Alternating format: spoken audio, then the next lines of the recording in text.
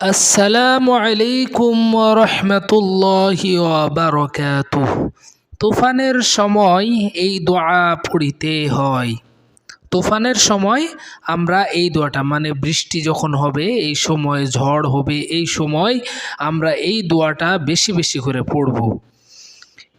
এর অর্থ, আয় আল্লাহ, তুফানের উপকারিতা ও তাহার ভিতরে যাহা রাখা হইয়াছে তাহার উপকারিতা এবং তাহাকে যেই কারণে পাঠাইয়া দিয়াছেন তাহার উপকারিতা আপনার নিকট প্রার্থনা করিতেছি এবং তাহার অপকারিতা ও তাহার ভিতর যাহা রাখা হইয়াছে তাহার অপকারিতা এবং তাহাকে যে কারণে পাঠাইয়াছেন তাহার অপকারিতা হইতে আপনার নিকট আশ্রয় চাইতেছি।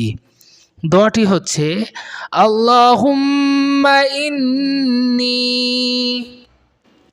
আসআলুকা খায়রাহা ওয়া খায়রা মা ফিহা ওয়া খায়রা মা উরসিলাত বিহি ওয়া আউযু বিকা মিন শাররিহা ওয়া শাররি মা ফিহা ওয়া শাররি মা